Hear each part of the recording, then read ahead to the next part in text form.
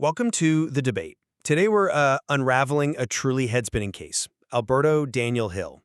He's a prominent cybersecurity expert from Uruguay who, well, found himself accused of extortion involving cryptocurrencies.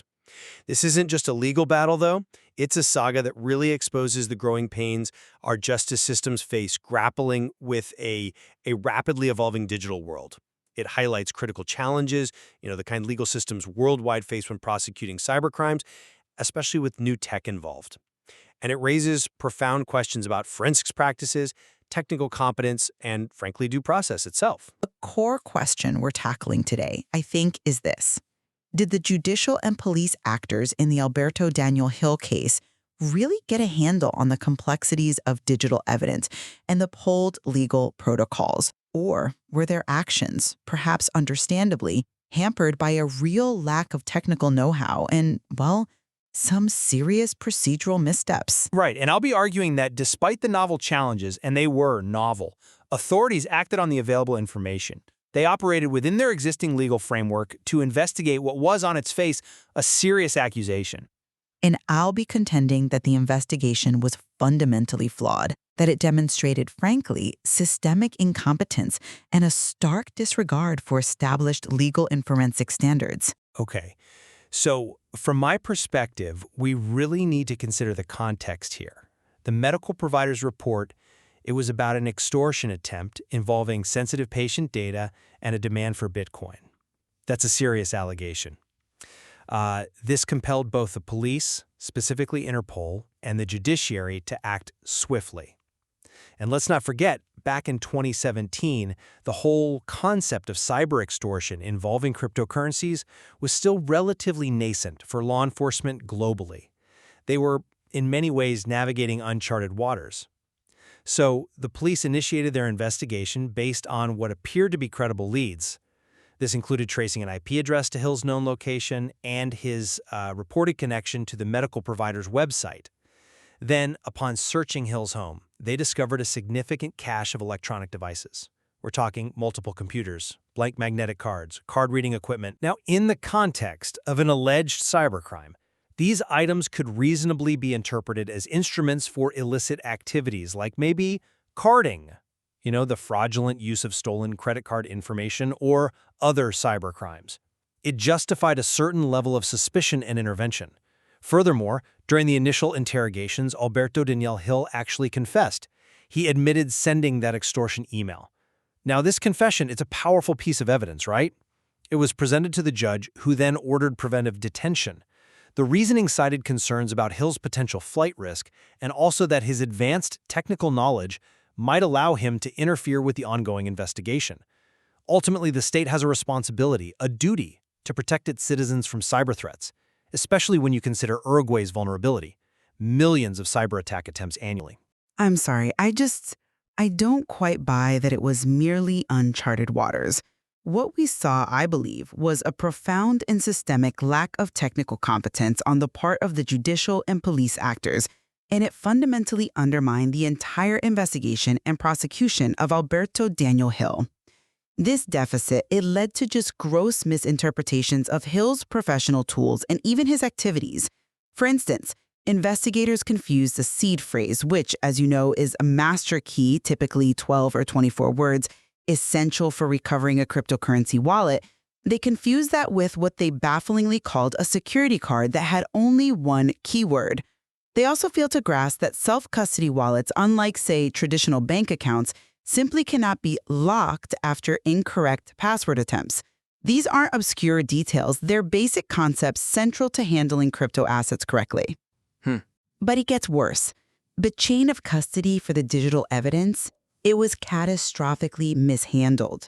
Hill's Ledger Nano S hardware wallet, it contained 27 Bitcoins and other cryptocurrencies. It was seized, okay? But it was later returned empty. This wasn't some mystery. It was almost certainly because the police attempted incorrect pins repeatedly, which triggers the device's auto-erase feature. It permanently destroys access to the funds. And his phone, which was absolutely critical for two-factor authentication to his online exchange accounts, was kept on and accessed without documentation. This directly led to an irretrievable loss of over $100,000 when the exchange, WexNZ, which was a significant, albeit controversial, crypto trading platform back then, collapsed. Then, crucial evidence like the alleged extortion email itself and firewall logs, they were presented as mere paper printouts. This directly violates Uruguay's Ley 18,600, which is the country's key law for ensuring the authenticity and integrity of digital documents through electronic signatures. It basically renders them legally inadmissible by established standards. Okay, but inadmissible or just not best practice at the time? Inadmissible by the law cited. Beyond these technical failings, Hill's fundamental due process rights were frankly egregiously violated. He was interrogated without a lawyer present, subjected to intense psychological pressure, and explicit threats against his family were used to elicit what he maintains was a false confession. He was denied vital anxiety and ADHD medication for 48 hours, severely impairing his ability to think clearly and defend himself. And the police compounded these issues by leaking false information to the media, creating a juicio mediático, a trial by media that absolutely destroyed his reputation long before any conviction. So, when we talk about technical competence, the argument that authorities faced novel challenges, to me, it's simply insufficient. It doesn't excuse such a complete lack of understanding of the very subject matter they were investigating. Hill, he's a recognized cybersecurity expert. He engaged in responsible disclosure, which is a common industry practice, reporting vulnerabilities privately first. He did this to Uruguay CERT, their computer emergency response team, in both 2014 and 2015, regarding the very medical provider whose vulnerabilities are central to this case. Yet the CERT director later testified to the judge that he had no recollection of these reports, effectively erasing Hill's legitimate intent and expertise from the judicial record. Instead, his professional tools, things like port scanners, card readers used for legitimate research, multiple computers, which are, standard kit for any serious cybersecurity professional, they were wrongly labeled as instruments of crime. And let's not overlook a glaring technical detail. The alleged extortion email itself, it was missing a crucial Bitcoin wallet address. This rendered the extortion technically impossible to complete. How could prosecutors overlook such a fundamental omission while asking completely irrelevant questions about a USB killer, a device designed to physically fry hardware? It demonstrates, I think, a profound inability to distinguish between legitimate cybersecurity work and actual criminal intent. That's a major red flag for me. Okay, I see why you emphasize those specific technical points. And yes, it's true that hindsight always offers perfect clarity. But try to put yourself in the shoes of law enforcement back in 2017. They were confronted with a serious allegation, they had an IP trace, and they found this cache of digital devices. Now, while the absence of a direct Bitcoin wallet address in the email might seem to weaken the extortion claim technically, does it necessarily negate the intent to extort? Law enforcement had an explicit report of an extortion attempt, plus other circumstantial evidence, like that IP trace. Sometimes, even an imperfectly executed attempt at a crime still constitutes a crime in progress, or at least an attempted one. Their focus was likely on the broader perceived threat, not just the technical completeness of the demand itself. And regarding the tools, yes, professional cybersecurity experts use these devices legitimately, but the presence of numerous items that could be interpreted as hacking tools, especially when combined with an active extortion accusation, well, it painted a picture that necessitated intervention. It's a common challenge for law enforcement globally, interpreting rapidly evolving digital tools.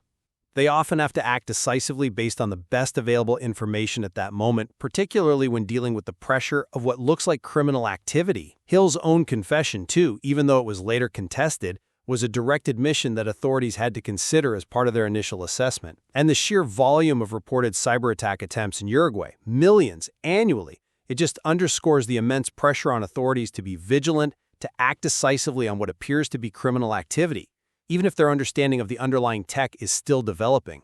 Their primary role, after all, is public safety. That's a compelling point about the pressures. Yes. But I feel you're sidestepping the fundamental issue here, advocate.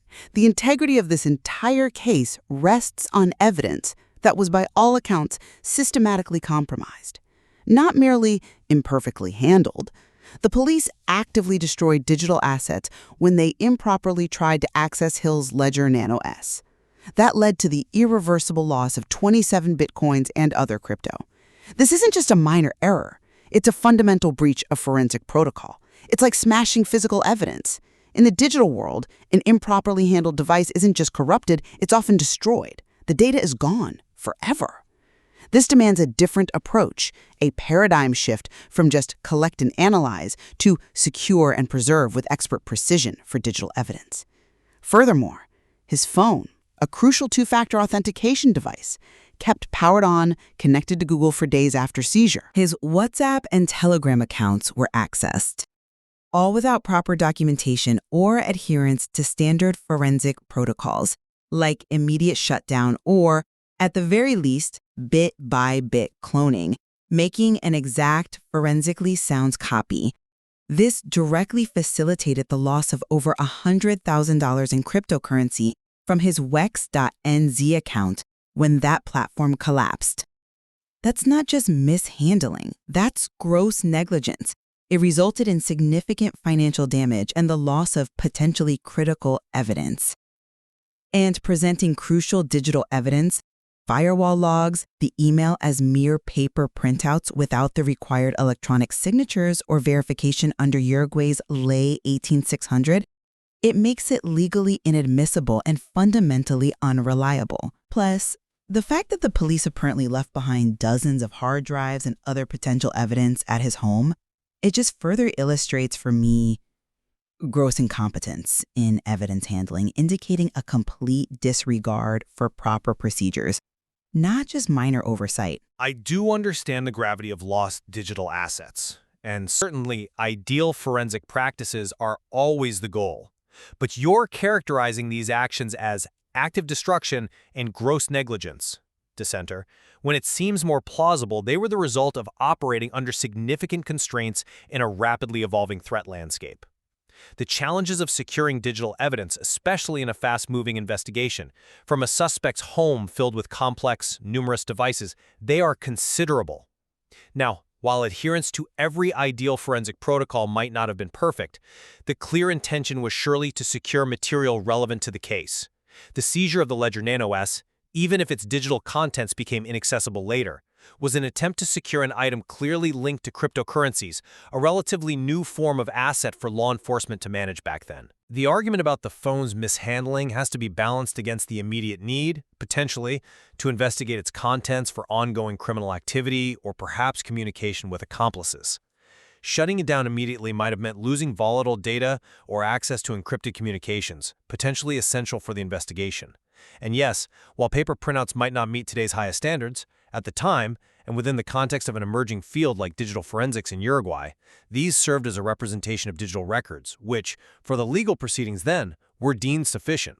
It's plausible that specific high-level standards like bit-by-bit cloning and electronic signatures, while definitely desirable, were not yet universally or rigorously applied by all agencies, or perhaps were seen as secondary to the immediate collection of what they perceived as evidence related to an alleged crime. We can't immediately equate these practical difficulties with deliberate destruction or disregard. It's more like a spectrum of technical readiness, perhaps. That argument of practical difficulties, though, it just doesn't hold up when we examine the violations of Hill's due process.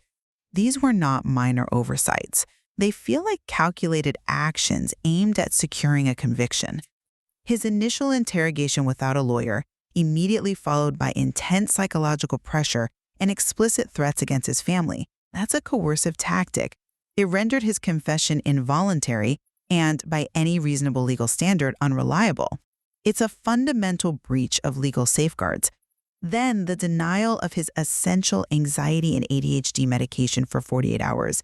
That further compromised his mental state and severely impaired his ability to articulate an effective defense. I mean, how can you expect someone to adequately defend themselves under those conditions? Beyond the interrogation room, the police deliberately engaged in a juicio mediático. They released false information and photos to the press, including his identity, implying other crimes like carding that were never actually proven.